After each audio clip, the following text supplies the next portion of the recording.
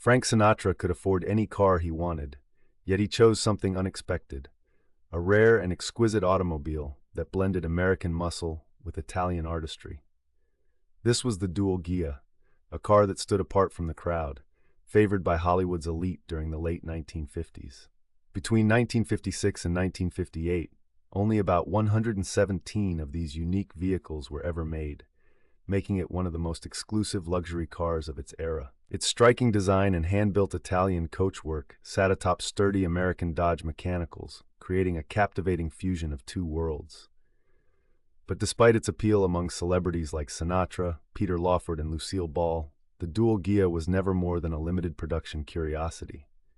Why was such a desirable car produced in such small numbers? What challenges kept it from becoming a mainstream luxury icon? The story behind the Dual-Ghia is not just about glamour and fame. It's about a complex transatlantic process, high costs, and a vision that never quite found its commercial footing. This mystery takes us back to the roots of its design inspiration, beginning with the innovative dream cars emerging from Chrysler's design studios in the mid-1950s, especially the Dodge Fire Aero concepts brought to life by Italian coach builder Ghia. Each Dual-Ghia reflected a painstaking journey across continents, with every example subtly shaped by the hands and decisions of its makers along the way. This mystery leads us back to the visionary designs that inspired the Dual-Ghia, beginning with Chrysler's dream car era and the Dodge Fire Aero. In the mid-1950s, Chrysler's design chief, Virgil Exner, was at the forefront of reshaping the future of American automobiles. His vision was bold, blending sleek modernism with a flair that hinted at a new era of automotive style. Exner's influence extended beyond mere production cars. He championed a series of concept vehicles that aimed to capture the imagination of the public and industry alike. Among these creations, the Dodge Fire Aero series stood out as a shining example of innovation and transatlantic collaboration. The Fire Aero was not just a concept, it was a statement. Designed during Exner's dynamic tenure, these cars embodied an ambitious fusion of American muscle and Italian elegance. The project was deeply intertwined with Carrozzeria Ghia, the renowned Italian coach builder whose craftsmanship and design expertise elevated the Fire Aero beyond typical concept cars. Ghia built the bodies by hand in their Turin workshops, lending the Fire Aero a distinct Italian flair that contrasted with its American Dodge mechanical roots. This partnership was a natural extension of Exner's design philosophy. He sought to infuse American cars with European sophistication, and the Fire Aero was a perfect canvas for this experiment. The sleek, sculpted lines, subtle tail fins, and prominent grille all spoke to a future where cars were not just machines, but works of art. Yet, despite the allure and the promise held within the Fire Aero's design, Chrysler ultimately chose not to place the series into mass production. The reasons were complex, involving market considerations and the challenges of producing such a vehicle on a large scale. Still, the Fire Aero's story did not end there. Its design language and prestige captured the attention of a select few who saw potential beyond the concept stage. The Fire Aero stood as a bridge between two worlds, American engineering and Italian coach building, and its influence would soon inspire a remarkable transformation. This transformation would lead to the creation of a rare and exclusive automobile that carried the spirit of the Fire Aero into a limited production reality. Understanding the Fire Aero's place in automotive history is key to grasping how the Dual-Ghia came to be. It was more than inspiration. It was the foundation upon which Eugene Casaroll would build a unique car that combined the best of both continents. The Fire Aero's journey from an unproduced concept to a blueprint for an exclusive luxury car highlights the intricate dance between design ambition and commercial reality during this vibrant period in automotive history. For those who encountered the Fire Aero in person or through the pages of glossy magazines, its presence was unforgettable, a rare glimpse of what American luxury could become when paired with European artistry. The car's aura of unattainable glamour only heightened its mystique, fueling speculation about what might have been if such a vision had reached the open road. Though the Fire Aero dazzled, Chrysler chose not to produce it, leaving the door open for Eugene Casaroll's bold vision. When Chrysler decided not to move forward with the Fire Arrow concept, many saw a promising design consigned to the scrap heap. But Eugene Casaroll, an entrepreneur with a keen eye for opportunity, saw something different. As the head of Dual Motors Corporation, Casaroll recognized the unique blend of American muscle and Italian elegance embodied in the Fire Arrow's styling. Instead of abandoning the idea, he envisioned a limited production automobile that would capture the allure of the concept while appealing to a select group of discerning buyers.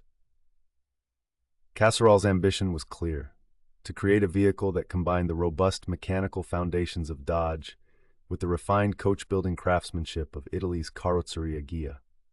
This was no simple badge engineering exercise.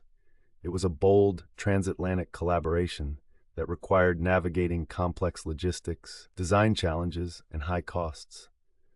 Casaroll's plan involved sourcing Dodge frames and mechanical components from Detroit, then shipping them across the Atlantic to Ghia's workshops in Turin. There, skilled Italian artisans would handcraft steel bodies inspired by the Fire Arrow's sleek lines and fit luxurious interiors. Once completed, these partially assembled cars would return to Detroit for final mechanical assembly and preparation. This intricate process was a testament to Casaroll's vision and determination, but it also introduced a level of complexity and expense that made mass production impractical. The cars emerging from this endeavor were not just vehicles. They were bespoke expressions of style and engineering, each with subtle handcrafted differences reflecting the artisanal nature of their construction. The decision to use steel bodies rather than the fiberglass common in some contemporary low-volume cars further underscored a commitment to quality and tradition, even as it added to the manufacturing challenges. Casaroll's Dual-Ghia captured the imagination of a niche market: wealthy individuals who sought exclusivity and a statement vehicle that stood apart from mainstream luxury cars of the era. Yet, even with celebrity attention and undeniable glamour, the venture faced inherent limitations. The high costs, the demanding production process spanning 2 continents, and the reliance on specialized craftsmanship meant that producing more than a small number of cars was neither feasible nor economically sound. Casaroll's dream was one of refined luxury and exclusivity, but also one marked by the realities of manufacturing and market constraints. This delicate balance between ambition and practicality would define the Dual-Ghia's short but memorable production run. For Casaroll, the allure of the Dual-Ghia was not simply in its exclusivity, but in the statement it made about transatlantic collaboration and craftsmanship. The project's complexity demanded a rare level of coordination between American engineering and Italian artistry, resulting in cars that were as much a product of vision as of logistics. Each example reflected the challenges and aspirations of its era, embodying a unique partnership that set the Dual-Ghia apart from conventional luxury offerings. Turning vision into reality required an extraordinary manufacturing journey between Detroit and Turin. Creating the Dual-Ghia meant bridging continents and craft traditions in a way few automobiles ever have. The process began in Detroit, where the foundation of the car took shape on rugged Dodge frames. These were not just any frames, but carefully modified Dodge mechanical underpinnings that would support a luxury automobile unlike anything Chrysler offered at the time. Once the American chassis and drivetrain components were prepared, they embarked on a remarkable transatlantic journey. Shipped across the ocean to Turin, Italy, these bare frames arrived at the renowned Ghia, a name synonymous with exquisite Italian coach building. Here, the real artistry began. Skilled craftsmen at Ghia took the steel frames and transformed them with hand-formed steel body panels, a painstaking process that required precision and patience. Unlike the fiberglass bodies that were becoming more common in niche sports cars, the Dual-Ghia's steel construction demanded expert metal shaping techniques, lending the car a tangible sense of solidity and craftsmanship. Beyond the bodywork, Ghia was responsible for the interior finishes, blending luxury materials with Italian design sensibility. Each car received bespoke attention, allowing subtle variations to emerge between individual automobiles. This bespoke approach contrasted sharply with the mass production lines familiar to American automotive workers. After the bodies and interiors were completed in Turin, the cars were not finished. They were carefully prepared for the return trip to Detroit, where the partially assembled Dual-Ghias arrived back on American soil for final mechanical assembly. This final stage involved installing the Dodge V8 engines, either hemispherical head or polyspherical head variations, and Chrysler's two-speed PowerFlight automatic transmissions, along with fine-tuning and quality checks. The entire process was far from straightforward. Shipping heavy automotive components across the Atlantic twice, coordinating work across two continents, and blending American engineering with Italian craftsmanship introduced complexities and costs that few manufacturers would dare to undertake. This logistical ballet helped define the Dual-Ghia's exclusivity, making each car not only a luxury product but also a symbol of transatlantic collaboration during the 1950s. However, these same factors also contributed to the car's limited production run. The intricate manufacturing process was expensive and time-consuming, limiting how many could be built and sold. It was a stark departure from the efficient, high-volume methods that dominated the American automotive industry. Yet, this very complexity gave the Dual-Ghia its unique character, melding Detroit's robust mechanical foundations with Turin's elegant, hand-shaped coachwork. This elaborate choreography between Detroit and Turin was more than a logistical feat. It was a statement of intent. The Dual-Ghia's journey across the Atlantic twice was not simply about assembling a car, but about merging two worlds of automotive excellence. Each step in the process reflected a commitment to individuality and craftsmanship, ensuring that no two examples were ever quite the same and reinforcing the car's aura of rarity and distinction. At Ghia, expert hands transformed steel into artful coachwork, defining the car's unique identity. Each Dual-Ghia was more than a car. It was a hand-shaped work of art. After the American Dodge frames and mechanical components made their long journey across the Atlantic to Turin, the Italian coach builder Carrozzeria Ghia took center stage. Here, master craftsmen transformed raw steel into the elegant, flowing forms that would define the Dual-Ghia's distinctive presence. Unlike the fiberglass bodies common in some contemporaries, Ghia's approach was a traditional one. Shaping steel by hand, hammering and stretching it over wooden bucks to create smooth, sculpted surfaces with a solidity and refinement that spoke of old-world craftsmanship.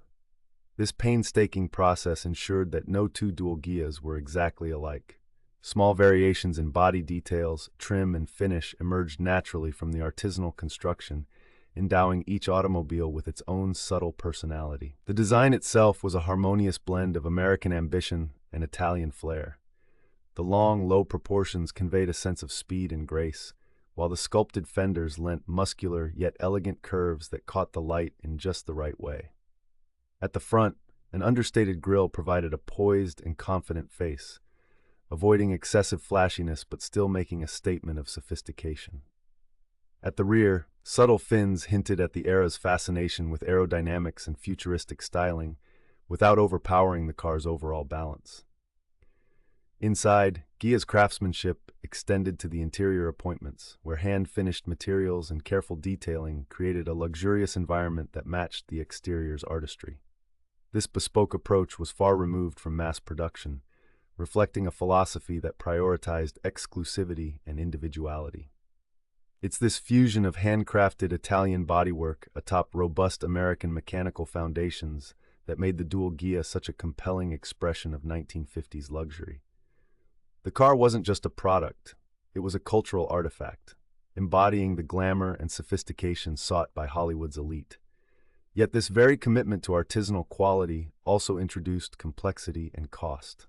The transatlantic manufacturing process, combined with the labor-intensive coach building, made each automobile an expensive and intricate undertaking. The steel bodies required skilled hands and time-consuming techniques, contributing to the limited production run of approximately 117 cars.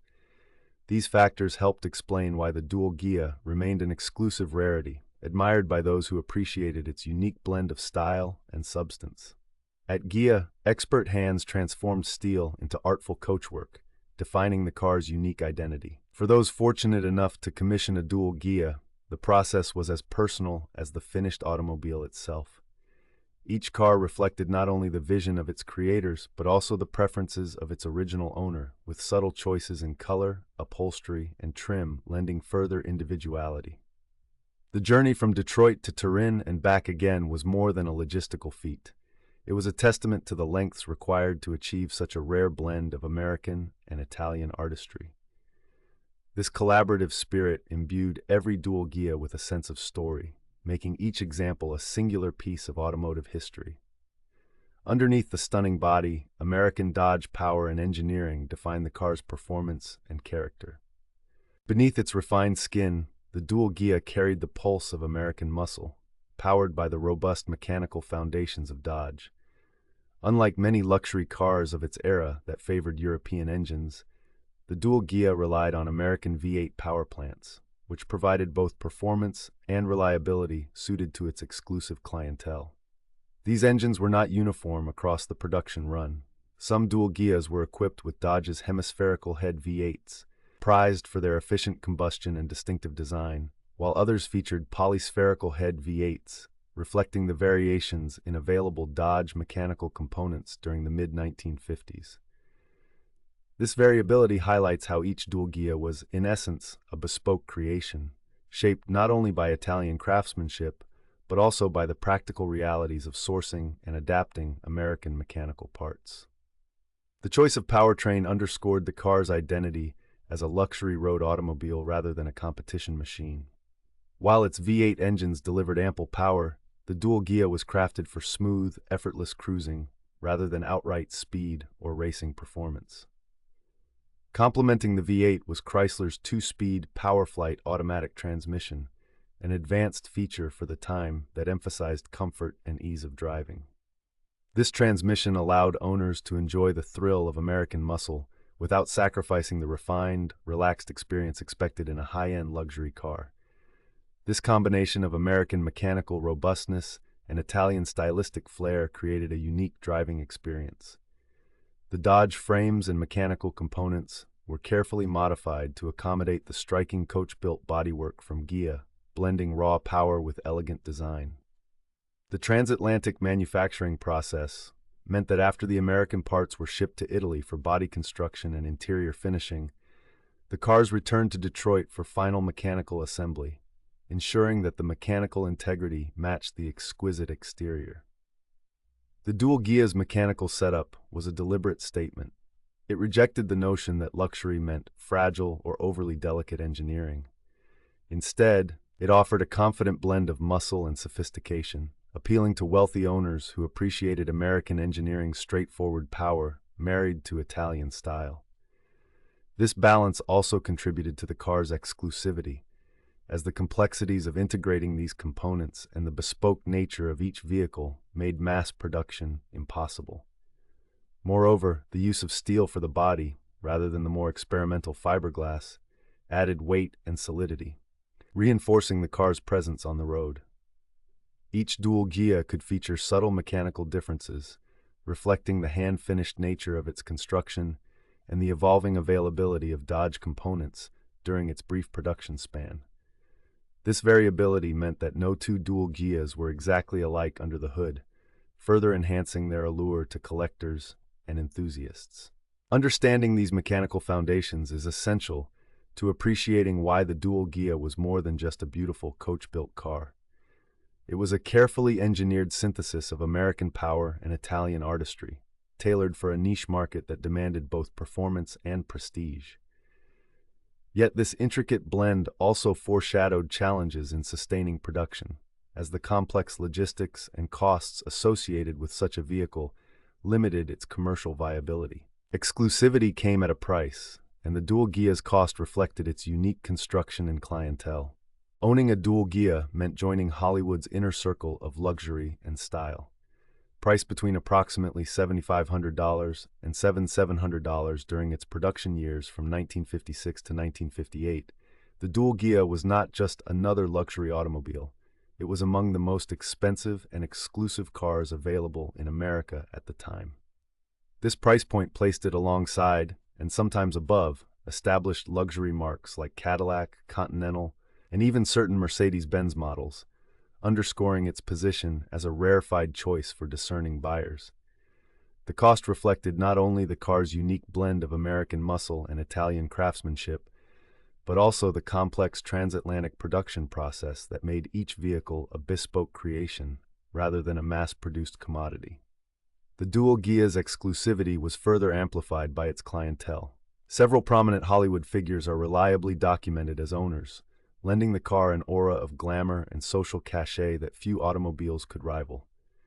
Frank Sinatra, one of the era's most iconic entertainers, is known to have owned a Dual-Ghia, associating the car with the Rat Pack's legendary lifestyle. Peter Lawford, Lucille Ball, Debbie Reynolds, Sterling Hayden, and Glenn Ford also counted among the confirmed owners, each contributing to the car's mystique without the need for speculative stories or gossip. Dean Martin, another Rat Pack member, not only owned a Dual-Ghia, but famously drove his personal vehicle in the 1964 film Kiss Me Stupid, cementing the car's place in Hollywood culture. This circle of elite owners demonstrated how the Dual-Ghia transcended mere transportation to become a symbol of status, taste, and exclusivity. It was a car that reflected the aspirations and lifestyles of those who could afford such rarity, a tangible expression of success and sophistication. Yet despite its allure and the star power behind its wheel, the Dual-Ghia's high price and limited production meant it was never destined for widespread commercial success. The expense of hand-building steel bodies in Italy, shipping components across the Atlantic, and assembling the cars in Detroit created a costly manufacturing model that few buyers could justify. Moreover, the Dual-Ghia's appeal was inherently niche, targeting a small, wealthy clientele interested in a distinctive combination of American engineering and Italian design. While this exclusivity enhanced its desirability in Hollywood circles, it also limited the company's ability to scale production or reduce costs. The result was a car that remained a rare treasure rather than a profitable enterprise. In this way, the Dual-Ghia stands as a fascinating example of how rarity and celebrity association can elevate a car's cultural status, but do not necessarily guarantee financial viability. It was a luxury for those who sought distinction above all else, embodying the glamour of the 1950s while foreshadowing the challenges of sustaining such a specialized automobile. Yet, even star power could not overcome the challenges that limited the Dual-Ghia's future. Behind the glamour, the Dual-Ghia's story reveals a complex web of economic and logistical challenges that ultimately prevented it from becoming a lasting commercial success. Its allure among Hollywood's elite was undeniable, yet this exclusivity came at a steep price, both literally and figuratively. The car's production process was an intricate dance across the Atlantic, beginning with American Dodge frames and mechanical components shipped to Italy. There, Carrozzeria Ghia meticulously crafted steel bodies and hand-finished interiors before the nearly complete cars returned to Detroit for final assembly. This transcontinental approach was expensive, time-consuming, and ill-suited for large-scale manufacturing. Unlike mass-produced luxury cars from Cadillac or Continental, the Dual-Ghia was a coach-built automobile that demanded intense hand labor and coordination between two continents. This complexity drove up costs, pushing the sale price well beyond what many wealthy buyers could justify, even in Hollywood circles. The result was a narrow customer base, limited primarily to affluent celebrities and collectors who valued exclusivity over practicality. Production capacity was inherently constrained by the small-scale, artisanal nature of the build, and the logistical hurdles of shipping components back and forth made ramping up output nearly impossible. Adding to these challenges were changes in the availability and specifications of Dodge mechanical foundations during the late 1950s. As Dodge updated its platforms, adapting the Dual-Ghia to new frames or engines would have required further design and manufacturing alterations, a costly prospect for a company already operating on a tight margin. It's important to understand that no single factor sealed the Dual-Ghia's fate. Rather, it was the intersection of high construction costs, a limited and specialized market, production complexities, and evolving mechanical underpinnings that combined to make sustained business unfeasible. Contrary to some simplified narratives, the end of Dual-Ghia production was not due to a sudden drop in celebrity interest or a lack of desirability. Instead, the car's very nature as a hand-built, transatlantic luxury automobile made it difficult to compete with mass-produced rivals that could offer similar levels of comfort and prestige at a lower price and with greater availability. While some reports suggest that each car required an extraordinary amount of hand labor and may have lost money individually, these claims must be approached cautiously, as detailed financial records from the company are scarce. What remains clear is that the Dual-Ghia's unique combination of American power and Italian craftsmanship, though captivating, was ultimately a business model that struggled to balance exclusivity with economic sustainability.